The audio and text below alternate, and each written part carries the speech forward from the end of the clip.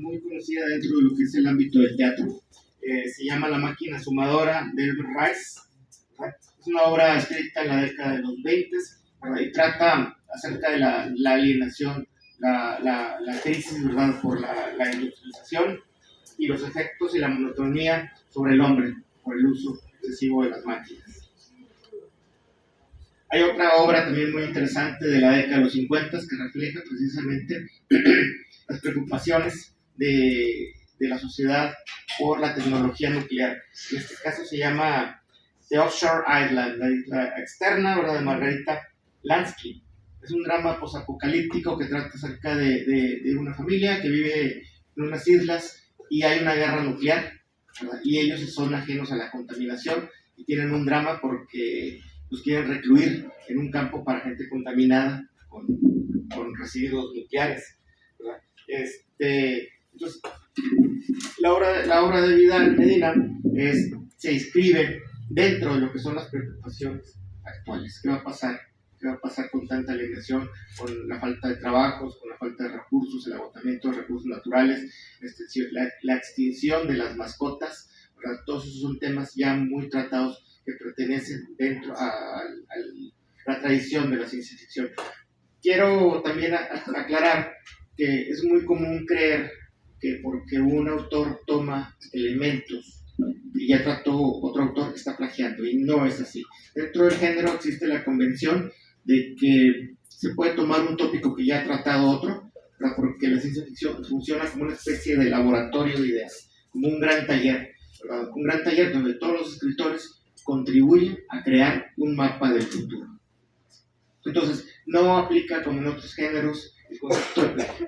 Tomar una pequeñita idea, un sujeto, un objeto, una situación que pasa, la contaminación, el ambiente burocrático, la falta de la desintegración familiar, no supone un plagio, sino una colaboración legítima, ¿verdad?, por tratar diferentes facetas de la problemática actual postmoderna, y eso lo vamos a ver en las obras.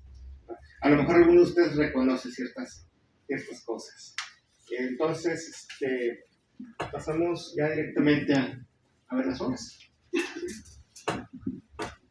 Pero la primera obra, que no es la primera en importancia, sino en atención, ¿verdad?, es Regina no quiere detenerse. No quiere detenerse. Regina quiere detenerse, sí. Esta obra transcurre en un futuro en Texas, en Mentoro.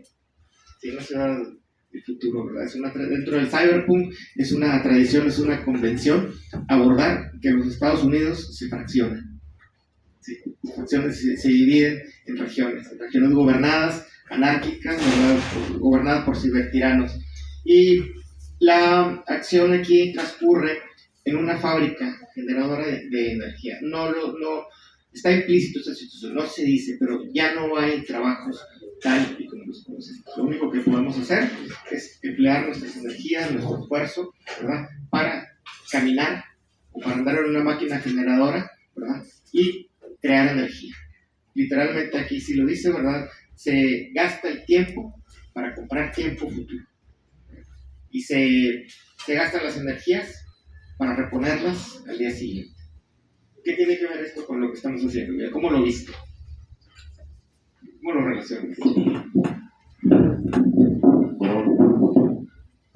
Bueno, en el caso de esa obra, Regina quiere detenerse, es una obra que surge después de una lectura muy concienzuda de un filósofo que me gusta mucho a mí, que se llama Franco Berardi, un filósofo italiano, y él habla de, pues, una sociedad en precarización, una sociedad que entró desde hace ya muchos años en una debacle de precarización, ¿no?, donde están, pues, desapareciendo no solo los derechos laborales de la gran mayoría y las condiciones que se habían ganado con muchos años de esfuerzo, ¿no?, sino está desapareciendo también como del imaginario colectivo el sujeto social, el sujeto que antes podríamos darle el nombre de comunidad, pueblo. Ya se está desdibujando y se está configurando una nueva realidad, ¿no? Un poco quería no sé si la obra creo que toma un poco ese nuevo sujeto, alienado, precario, y lo sitúa en un ámbito de la posibilidad de salir de él, ¿no? Que sería pues, Regina un poco, ¿no? Regina, o aquel o aquella que se da cuenta de dónde está, una vez que se da cuenta en dónde está, tiene la posibilidad de salir. Pero si no te das cuenta en dónde estás, no puedes escapar porque pues, no estás atrapado, ¿no? Es como un poco tiene que ver con eso. Aquí la obra muy interesantemente refleja la vida de los tecnoproletarios con ilusiones puriles. Es un elemento muy común dentro de la ciencia ficción y del cyberpunk, ¿verdad? Porque tienen una nueva religión de la tecnología y creen que la tecnología lo resolverá todo, ¿verdad? Les va a alargar la vida, les va a quitar todas las enfermedades, ¿verdad? Son esclavos de la máquina, literalmente, ¿verdad? Y para ellos no hay opción de ser esclavos. Si no eres un esclavo, tienes que trabajar en un basurero, así como nos dicen hoy. Si no aceptas la tecnología con toda la fuerza de tu corazón, quieres vivir en las cavernas, que es retroceder 50,000 años en el futuro, ¿verdad? Es una especie de sociedad de alta tecnología y bajo desarrollo humano, ¿verdad? Porque estos tecnoproletarios se parecen mucho a los chimpancés. Dedican la mayor parte de su tiempo en trabajar, en buscar comida, así solo tienen tiempo libre. También es una obra donde estos tecnoproletarios sueñan con lo que se llama en ciencia ficción una isla afortunada, un lugar que no existe, donde todo es perfecto, donde todo es feliz. Tienen la ilusión de huir a esta ciudad, esta nueva utopía, que nada más existe en su imaginación, porque no la conocen realmente, y se llama Extensiones, una ciudad del futuro, ¿verdad? Para ellos, pero donde no viven, no tienen acceso. Sí, como bien dices, Extensiones aparece como la posibilidad de la utopía, ¿no? Creo que, aunque la mayoría de las obras, digo, adelantando a lo mejor lo que va a decir David, pero la mayoría de las obras son o están escritas en clave distópica, o sea, en clave negativa. Creo yo que hay por ahí semillas de posibilidades mejores, semillas utópicas. Sobre todo creo que en Regina hay algo de esperanza por ahí, pero no voy a contarles en dónde exactamente. También es una sociedad, ¿verdad?, donde estos tecnoproletarios viven constantemente drogados para no ver y para no aceptar la realidad que viven, ¿verdad? Y curiosamente, al dejar de tomar el opio que les dan aquí, es cuando comienzan a ver que hay otra realidad, que hay otras posibilidades, empiezan a soñar, porque estos tecnoproletarios no tienen derecho a soñar. Es algo para ellos impensable, ¿verdad? Entonces Regina, debido a que deja de tomar estas drogas para evadir la realidad, se enferma, se descompone y corre el peligro de ser llevada a reparar.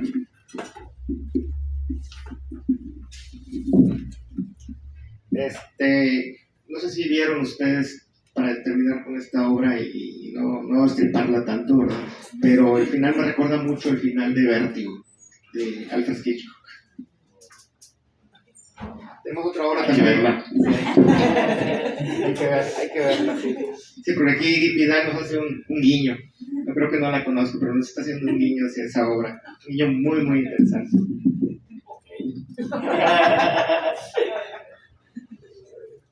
Para matar al pato Donald es la siguiente obra, ¿verdad? Es una especie de denuncia, no de denuncia, sino de visión de lo que puede ser en el futuro. Todos estos parques infantiles donde a veces la mayor parte de los visitantes son adultos.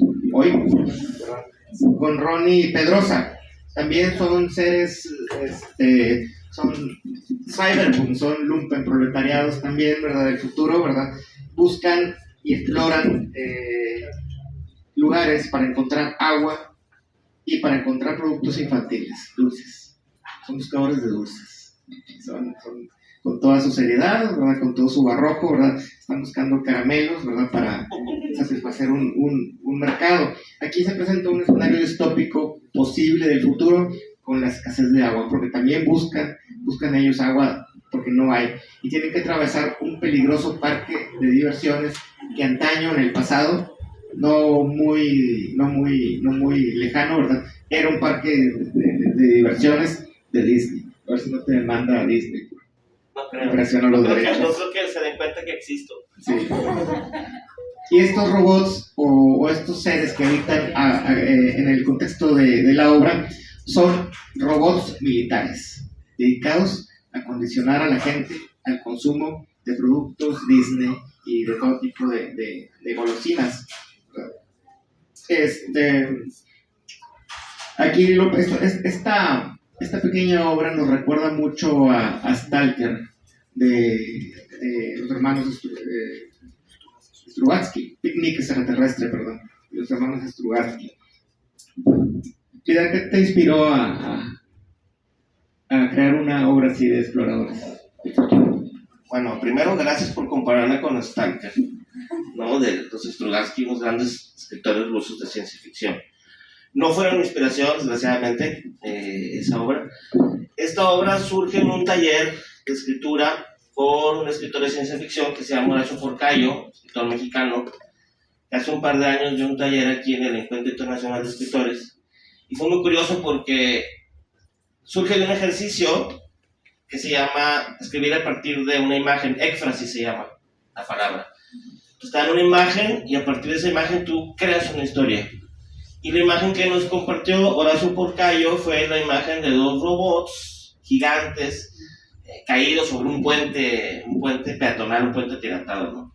Y a partir de ahí surgió la idea de convertirlos en robots militares de Disney, y los personajes de Pedrosa y Ronnie salieron solos, ¿no? Como dos, pues como guerrilleros, ¿no? Del futuro, que sí, precisamente están explorando territorios muy peligrosos, que en este caso es un campo temático abandonado hace 30 o 40 años, ¿no? De Disney, que está poblado por robots militares, son súper peligrosos, ¿no? Entonces, surge de eso, de un taller, ¿no? Y bueno, y la obra está publicada, lo que está publicado ahorita sería como la primera parte. Sí, hay una extensión reciente de esa obra y tiene un final, otro final. Pero bueno, ahorita se queda después del platico. Pero sí, ese es el origen de Para matar al pato Donald, ¿no? Y pues está la crítica también un poquito ahí velada al consumo exagerado de azúcar, que no es lo más importante, no es el tema de la obra, pero surge por ahí, ¿no? Y algo que platicaba con David Ricardo también hace unos días, porque me decía él, oye, pues es que en Stalker, ¿qué diferencia de personajes de los que se creaban en los 70s a los de ahorita, ¿no?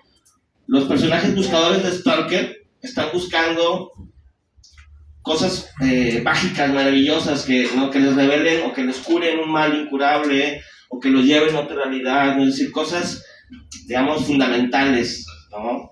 O mágicas. Y estos están buscando dulces, ¿no? Bueno, también agua, pero creo que refleja también a sujetos de otro tiempo, ¿no? No buscamos lo mismo, desgraciadamente. Listo. En la película no se aprecia muy bien esto, en la película de Tarkovsky, pero en la novela sí están buscando artilugios mágicos de alta tecnología alienígena. Están buscando luces. Entonces, es muy curioso lo que nos está comentando Vidal, ¿verdad? Y es una prueba de que uno no necesita, porque me dice que no conocía Picnic Extraterrestre, ¿verdad? Pero es una duda que nos surge a todos, ¿verdad? Porque la ciencia ficción opera a partir de esos paradigmas. ¿Qué pasaría si la sociedad decae? La sociedad decae, disminuye la población, ¿verdad? Habría muchos territorios que hoy no son familiares, son muy amigables como Disney, que está hecho para la comodidad, para la diversión, pero ¿qué pasaría para una generación dentro de 100 años, ¿verdad? Que ese lugar fuera un lugar desconocido, mágico, inhabitado, con ciertos peligros porque es desconocido. Pasaría algo así. Precisamente a todos se nos podría ocurrir. ¿Qué pasa esto? Aquí la diferencia es que pues nada más los que se ponen a trabajar seriamente pueden crear una obra, ¿verdad? Pueden imaginar, pueden crear, pueden soñar, ¿verdad? Pueden plasmar por escrito lo que... Pero yo creo que en un momento dado, todos ya en esta sociedad ya tenemos esta perspectiva de ver el futuro como un mapa, ¿verdad? ¿Qué pasaría si nos faltara esto, si ocurriera aquello otro, ¿verdad? Y esta obra pues se escribe precisamente en esto, ¿verdad? En una visión acerca de qué pasaría si existieran regiones o zonas desconocidas, mágicas, que solamente existen en los cuentos de los ancianos. Tenemos también a continuación una entidad extraña. Otra vez la acción transcurre en Mentoro, Nuevo Texas. Es Nuevo Texas, en un Estados Unidos fraccionario. Y el protagonista es Ramiro, ¿verdad? El 099, empleado en una empresa de televentas. En esta empresa, como ya lo sabemos, como ya ocurre, ¿verdad? Hay una doctrina que no se debe perder el tiempo, porque perder el tiempo significa perder dinero y clientes. En esta novela también la creación, yo creo que ocurrió en la imaginación de Vidal acerca de qué pasaría si una persona, si un empleado se vuelve inoperante, ¿verdad? Y la empresa de repente busca sustituirlo con otra versión mejor, un nuevo, como si fuera un tornillo, un engranaje, vamos a poner uno nuevo. Entonces a Ramiro se vuelve a poner inoperante, ¿verdad? Empieza a haber problemas, porque otro lema de esta empresa, esta megacorporación, porque en Cyberpunk todos son megacorporaciones, ¿verdad? Le encuentran un doble, y este doble aparece cuando él todavía está dentro de la vida y se llama Sombra. El doble, Sombra, aparece precisamente cuando Ramiro empieza a ver las grietas en el sistema, empieza a ver las fallas, empieza a ver las cosas que se podrían mejorar. Un lema de la ciencia ficción distópica y del cyberpunk consiste en que las cosas no se adaptan al beneficio del hombre, sino el hombre se adapta a las cosas. O sea, las cosas son lo principal, no las personas. Es una distopía de la burocracia corporativa, ¿verdad? Donde las personas ya no se alimentan con cosas naturales, como solamente cosas sintéticas, ¿verdad? Porque dentro del gran mapa, de la gran tradición de la ciencia ficción, ¿verdad? La alimentación tiene que ser un objeto de lucro manejado por megacorporaciones. Si ustedes vieron la película Cuando el destino nos alcance, esta es una distopía que aporta, ¿verdad? Que se inscribe dentro de esta tradición, ¿verdad? de los escenarios donde escasean los alimentos. Inclusive no solamente se confisca la capacidad o la posibilidad de comer alimentos, sino también se confisca el derecho a cocinar, a saber qué es lo que estamos haciendo, ¿verdad? A preparar los alimentos a nuestro gusto. Y los hijos, las generaciones jóvenes, ¿verdad? Gradualmente también se aprecia aquí que dejan de tener contacto y gusto por convivir con los mayores, como la obra de 1984 de Orwell, ¿verdad? Y hay un lugar demoníaco, un descenso a los infiernos. Dentro de este infierno hay un nivel más bajo todavía, que se llama el lugar del destierro. Y a este niño lo amenazan constantemente de que si no se porta bien, lo van a mandar con los desterrados, ¿verdad? La infidelidad aquí no se la considera un rasgo que se puede tratar, que se puede mejorar, que se puede ayudar a la persona para que no sea infeliz, sino se le considera un virus, se le considera una tara, una especie de defecto social, ¿verdad? Que ocasiona que las personas sean inhabilitadas. Vidal, ¿qué te motivó a desarrollar este pequeño escenario del futuro? Bueno, con entidad extraña, yo creo que son varias cosas las que motivan la escritura. Yo había leído, bueno, y les recomiendo mucho ese libro. Hay un libro de un antropólogo mexicano, se apellida López Feldman, no me acuerdo su nombre ahorita, pero el libro se llama Resentimientos de la Nación, y es un trabajo sobre la excepcionalidad regiomontana, sobre la identidad de los regiomontanos, básicamente. Y en ese libro, López Feldman analiza cómo se ha construido la identidad regiomontana a partir de narrativas creadas por las élites, básicamente, ¿no? Y pues habla primero de esta narrativa que pone al regiomontano como alguien excepcional, que se ha creado en el desierto, que es chambeador, echado para adelante, ¿no? Que es una narrativa creada a favor de cierta cultura, de cierta manera de pensar y por manos específicas. O sea, hay textos que van creando esta narrativa en Nuevo León a través de la historia, ¿no? Y es uno de los puntos fuertes en la que yo veo en ese libro, primero, que hay una gran tradición de separatismo aquí, en Nuevo León, ¿no? Hay una parte de la sociedad, quizás muy pequeña, quizás no, que tiene esta idea utópica, podemos decirlo, de convertir a este estado en un país, ¿no? O sea, de separarse del resto de México y volver a ser aquella, la República de Río Grande, ¿no? Una república de 1700, allá de las épocas de Juárez, ¿no? Por allá. Y siguen creyendo que eso es posible. Quizás sea posible.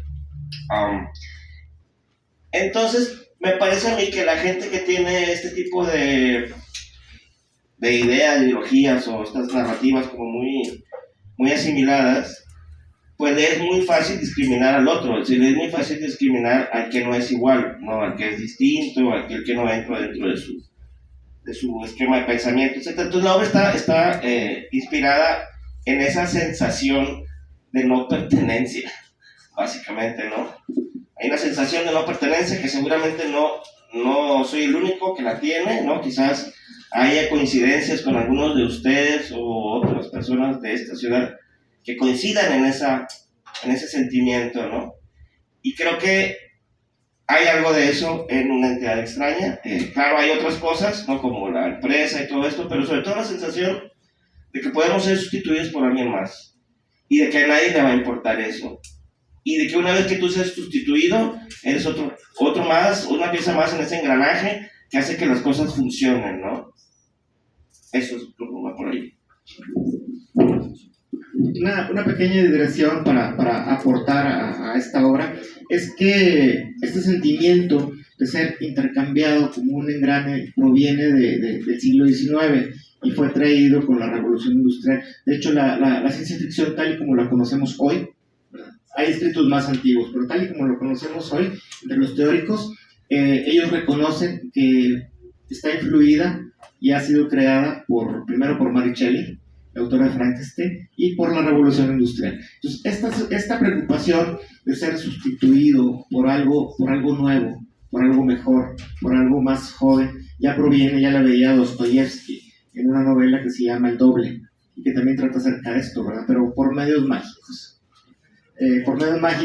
Al protagonista, que es un Razmichinski, es un burócrata de una pequeña oficina, le aparece una mañana un doble que lo sustituye y este doble es mejor, está más apto para afrontar la vida, es más agradable, es más carismático, puede hacer que lo quieran los demás mejor, ¿verdad? Y al final tienen una pequeña lucha para ver quién se va a quedar en el mundo. Y aquí mismo pasa esto. Ya hoy día, esto que voy a comentar a continuación, era impensable hace unas cuantas generaciones. Estaba muy mal visto cambiar de pareja. Alguien que cambiaba de pareja, alguien que se divorciaba, era considerada una persona apestada. Hoy, ¿cuándo, David? ¿Cuándo es? Yo no sé. Yo no sabía. Ahora ya no. Ahora ya lo vemos perfectamente normal, ¿verdad? Podemos cambiar de pareja a nuestro antojo. Entonces, en este ambiente distópico, no solamente la pareja, ¿verdad?, busca y acepta el cambio, sino ya también los hijos. Los hijos, en esta novela, ¿verdad?, empiezan a ver con mejores ojos, con más naturalidad, el cambio, la sustitución como un engrane, como un zapato viejo de los mismos padres. Al final no hay ninguna lucha por ver quién se queda, ¿verdad? Eso ya lo podrán ver. Ya lo podrán ver, ¿verdad? Y también podrán ver qué pasa con los castigados al destierro.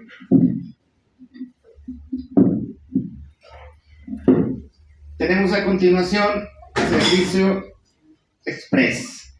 Es una obra que es muy afín a lo que vemos ahora, ¿verdad? El protagonista es Aya, una especie de ombliguista, ¿verdad?, que siempre quiere estar en las redes sociales. Es una especie de influencer de los medios digitales y su realidad vital. Una especie de distopía, ¿verdad? O según ellos lo ven una especie de utopía de los vagos de las redes sociales. Mira, ¿quién te inspiró esta pequeña obra? ¿Quién o qué? Servicio Express, creo que me lo inspiraron las notificaciones a Amazon que me llegan así. De la cotidianidad que vivimos, de estar recibiendo notificaciones en el teléfono, en la computadora. Y yo creo que eso, con una mezcla de ver gente que tiene una vida muy difícil en su trabajo, que no tienen tiempo libre, ¿no? Entonces, como que una mezcla. Entonces, Ian aparece como un influencer, aparece como una persona muy importante, con muchos regalos de Amazon, no sé, como alguien que todo el mundo quiere, pero nos vamos a ir dando cuenta que estamos en una realidad virtual, ¿no? Conforme avancemos en la obra y vamos a entender realmente quién es Ian, ¿no? Y dónde está parado, pero no se nos va a contar para que te dañan, ¿verdad? Pero sí, exacto. No sé si me da chance, David, de leer algo que traigo. Sí, puede ser. Y Así terminamos la relación de esta obra. Sí,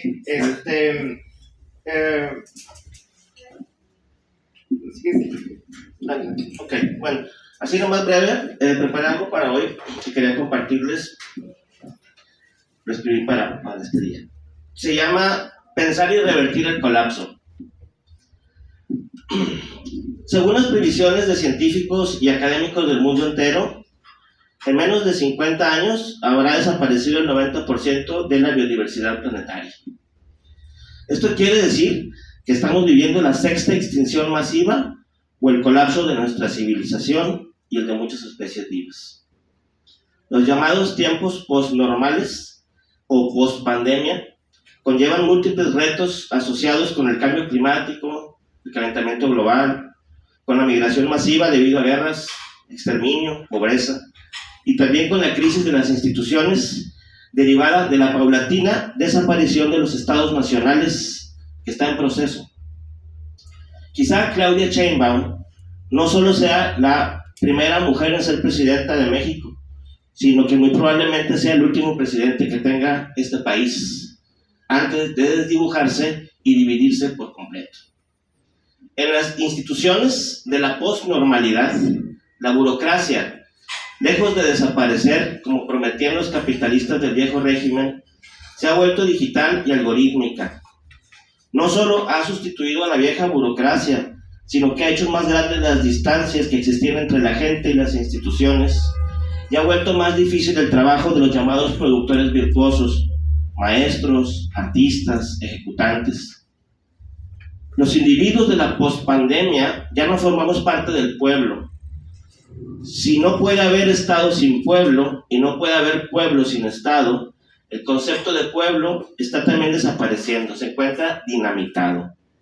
El individuo moderno, o sea, nosotros, ya no formamos parte del pueblo, ahora somos parte de un cuerpo llamado multitud, los sin voz.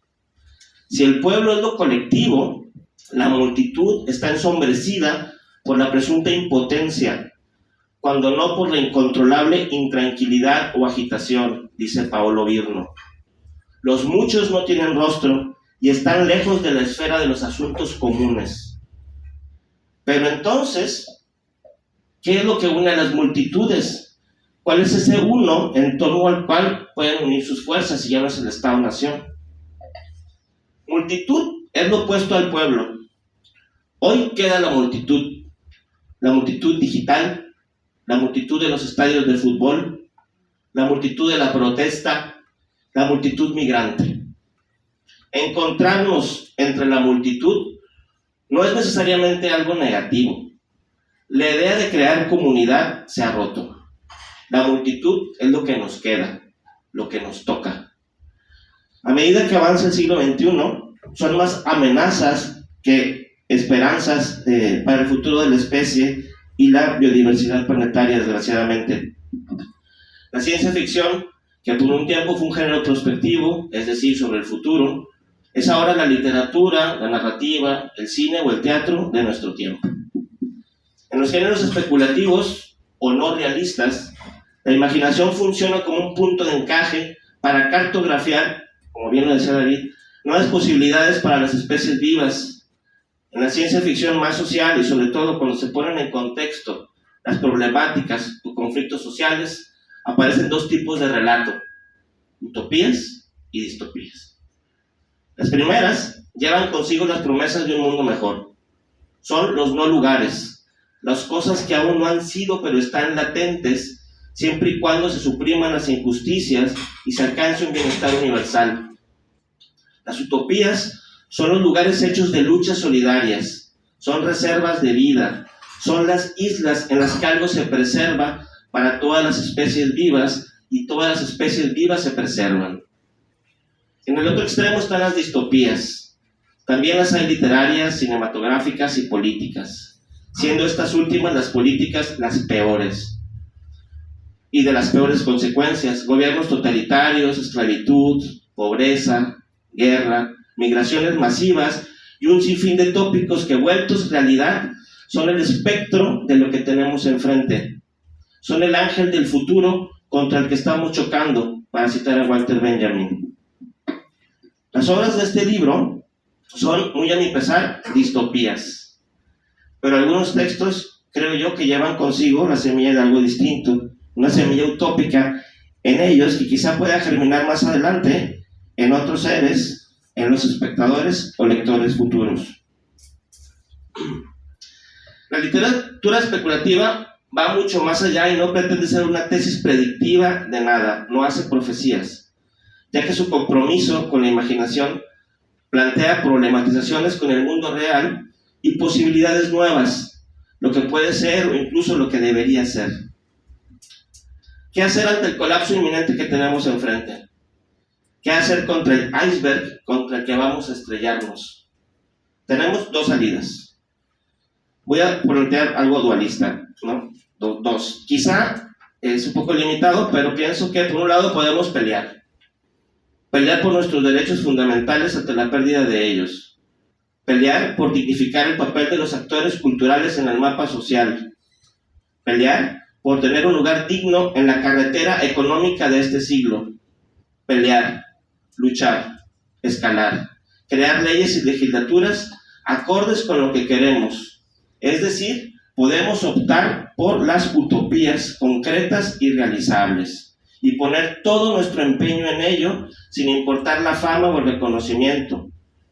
Los actores que opten por esta alternativa tienen no solo mi respeto y admiración, sino todo mi apoyo y también toda mi compasiva mirada a la esperanza que expanden para todos. La otra salida es la fuga, la deserción, el abandono, como lo plantean Paolo Virmo y también Franco Berardi en su último libro. ¿Pero qué implica la deserción? Implica la renuncia, la errancia, el olvido. Todos ellos son lugares inhóspitos para la mayoría de nosotros. Lo que nos caracteriza es, en cambio, la posesión, la estabilidad y la memoria. ¿Cómo imaginar la deserción de este mundo?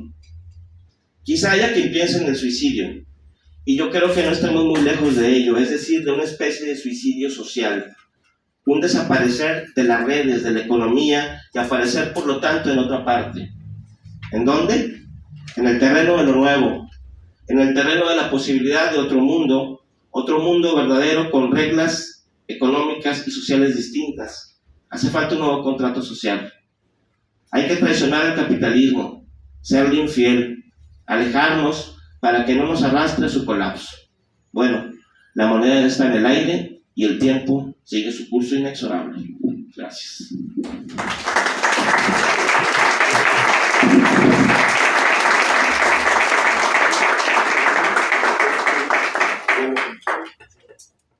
Bueno, una cosa que me había faltado es presentar a mi amigo David Ricardo. Perdón. Pero David es editor, es maestro en la escuela, en la Facultad de Filosofía y Letras, y es un gran especialista en ciencia ficción, como ya pudieron darse cuenta. Muchas de las lecturas que yo he hecho de ciencia ficción son gracias a él. Me ha pasado cantidad impresionante de libros. También está por allá Alejandro Martínez, otro gran amigo también, gran lector. Pero mucho de lo que yo sé de ciencia ficción se lo debo tanto a David como a mi amigo Alex, y me da muchísimo gusto que esté aquí presentando mi libro. Muchas gracias, David. Un aplauso, por favor, para David.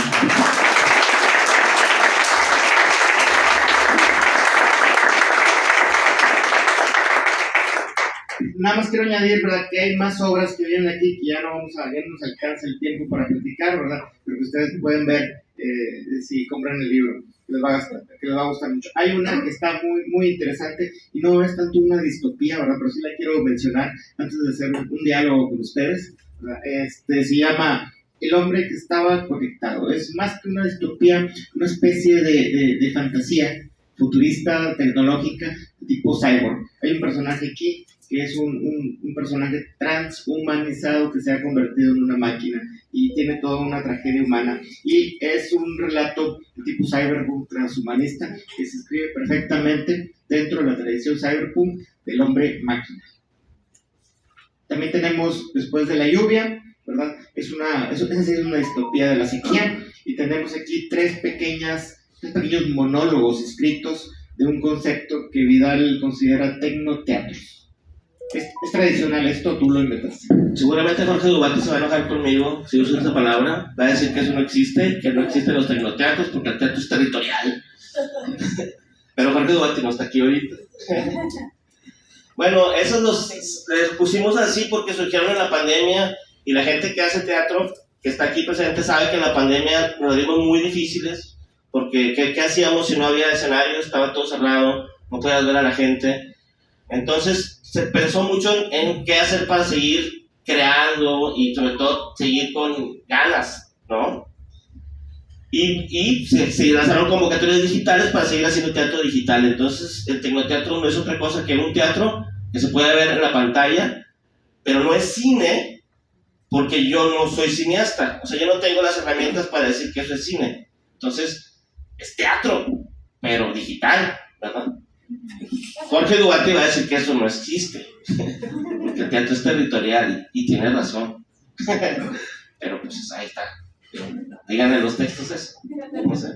Entonces surgen de esa manera. Son tres monólogos que plantean situaciones terribles, ¿no?, para personas que están solas en su casa y están o pidiendo ayuda o revelándole algo a los demás, etcétera, ¿no?, en el contexto de la pandemia. Sí, eso. Yo creo que, en contra de lo que diga esta persona, ¿verdad?, existe lo que se puede realizar. Si no se puede realizar y nadie lo ha hecho y nada más está en nuestra cabeza, bueno, es metafísica y no existe, ¿verdad? Pero yo lo veo, así como viene planteado, como una especie de monólogo tecnificado que sí, perfectamente se puede llevar a escena ante un público en un territorio. Sí, y de hecho ya no tiene fronteras, tal y como estamos inmersos en una sociedad de la tecnología, se puede implantar sin ningún problema en Medio Oriente, en Asia, extremo Asia, África y América Latina, inclusive en Estados Unidos. Debido a que la tecnología ya es global, pues estos monólogos ya no tienen realmente una nacionalidad, un territorio específico, salvo para matar al pato Donald. Tenemos aquí una especie de distopía, Comando Intergaláctico Astar. Es una distopía de seres extraterrestres que traen un mensaje, nada más, ¿verdad?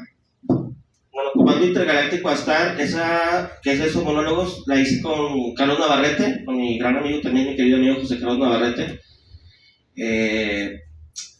pensando en estos videos luego que pululan en YouTube de como sectas o gente, ¿no?, que dicen que tienen contactos así intergalácticos. Bueno, tomamos un video de eso y lo convertimos en una experiencia para Carlos Navarrete, ¿no? Él era un ser iluminado y que bajaba y recibía todo este mensaje, que está padrísimo. Digamos, es una manera de entrarle también. La ciencia ficción también puede tocar lo metafísico.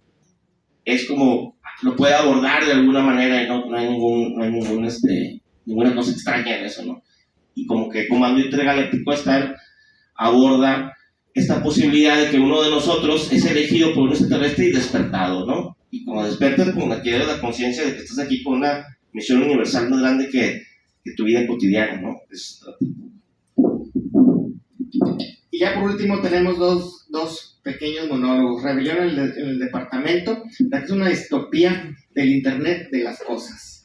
Es una especie de rebelión de las cibercosas dentro de este mapa conceptual, mapa del futuro, ¿verdad? No sé si alguno fue adicto le gustó mucho Fiebre del Sábado por la Noche, y después su continuación, Staying Alive, parece una bailarina muy famosa aquí, Cynthia Rose, y una película que se llama Runaway, con esta actriz y con Tom Selleck. Es una distopía muy al estilo de Philip K. Dick. Y finalmente tenemos un Katakirawa. Es una distopía muy peculiar que estamos viendo hoy con estas guerras fabricadas. Es una distopía de los demoniócratas. Sí, así como no son demonios en el sentido católico, pero sí son demoniócratas en el sentido de sus efectos, el daño que ocasionan a la sociedad. De hecho, es un demonio en la zona norte que se roba las almas de las personas y proclama ideas muy fúnebres sobre el futuro. Pues muchas gracias, David. Yo no sé si ustedes quieran también hacer alguna pregunta o tienen algún comentario. Es el momento en que abrimos el diálogo. No sin antes volver a dar las gracias a David Ricardo por su lectura y sus comentarios. Muchas gracias, David.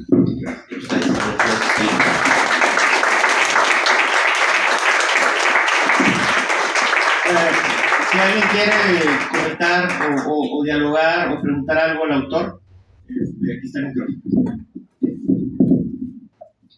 Y si no, aquí están los libros también. Pueden pasar. Y muchísimas gracias por asistir. Que tengan muy bonita tarde. Sí. Ahí levanta la mano. Allá que, sí, allá bien. Adelante. Felicidades, y la pregunta es ¿cuánto tiempo? No sé si lo dijo al principio. Pero, ¿cuánto tiempo se tardó en hacer el libro? Gracias. Pues mira, la primera obra del libro, que es Regina quiere detenerse, es de 2016, que fue cuando yo tomé una decisión así consciente de escribir ciencia ficción, dedicarme como a leer mucha ciencia ficción y hacer ciencia ficción. Fue en 2016. Y las demás obras fueron viniendo entre el 2020 y el año pasado. La última es Una entidad extraña, que le da título al libro, que escribí con una beca del PECDA, es del 2024, o sea, es la más reciente. Entonces son 8 años, digamos, que se terminó de cuajar el libro, pero la mayoría de las obras son muy recientes, del 2020 para acá. Sí. Gracias, maestro. No hay nada, gracias.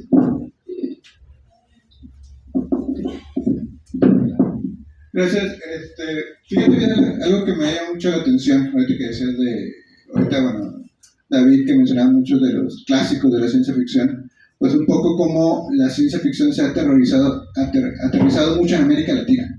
Se ha dado muchos escritores, y la literatura, antes la literatura latinoamericana no era tan de tema de géneros, no retomaba el terror, no retomaba la ciencia ficción, era más de autor, digamos, sea lo que sea eso entendible, y la literatura de género como que le sacaban la vuelta, era de pestados, era literatura menor, como siempre, y ahorita se ha retomado mucho los escritores. En Argentina, en el terror, Mariano Enríquez, está Mugre Rosa de Fernando Trías, en la ciencia en Latinoamérica, ¿no? Quizá por ahí, no me acuerdo dónde lo leí, en esto que se está notando mucho, por ejemplo, el New Weird latinoamericano, se está notando mucho, donde quizá es porque somos un espacio ya distópico en sí, ¿no? O sea, somos donde llegan los desechos, entonces es muy fácil imaginar esos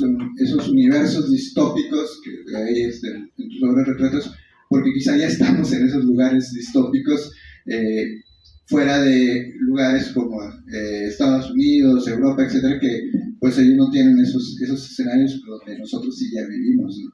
Y son otras realidades. Entonces es muy interesante cómo la literatura latinoamericana ha estado retomando el terror por un lado, la ciencia ficción por el otro, para narrar, o sea, las realidades actuales. Y eso creo que es bien interesante de trabajarlo, ¿no? De trabajarlo, verlo, leerlo, etcétera. Totalmente, sí. En los últimos años en América Latina hay un auge tremendo de los géneros, los llamados géneros, como bien dices tú. Y esto se debe a que también creo que hay un cambio de mentalidad en América Latina. En años posteriores y todo lo que tiene que ver con la ciencia ficción clásica, desde México y América Latina, se veía que solamente los países industrializados podían escribir ciencia ficción, como lo apuntó David, porque eran los países que tenían a la tecnología de su lado, ¿no? Y se escribía ciencia ficción desde ahí. Pero resulta que en América Latina tenemos nuestras propias realidades y nuestros propios vínculos, no necesariamente siempre con la tecnología, también con la magia, obviamente con la precariedad, obviamente con las realidades distópicas, como dices, pero en América Latina se está gestando como un nuevo género, por así decirlo, ¿no? Que toma ciencia ficción, que toma lo mágico, que toma lo weird, que toma y crea una literatura propia basada en la sangre de América Latina, en la realidad de América Latina, y que la está rompiendo. O sea, hay autores y autoras impresionantes, que plantean realidades que obviamente el teatro debería, a mí me gusta mucho la literatura, pero luego a veces pienso que el teatro se queda muy afuera de todas esas realidades que ya están planteando un montón de escritores y escritoras imaginando cosas impresionantes, ¿no? Que pues la literatura es un poquito más rápida que el teatro, ¿no? Eso también siempre ha sido así. El teatro es más lento, es mucho más lento, ¿no? Siempre va atrás de las corrientes, porque es más pesado. Pero hay un imaginario muy rico en la literatura latinoamericana actual, definitivamente, y grandes plumas también. Sí. Bueno, ahora sí, sin nadie más, muchas gracias por tu asistencia. Gracias a todos y todas.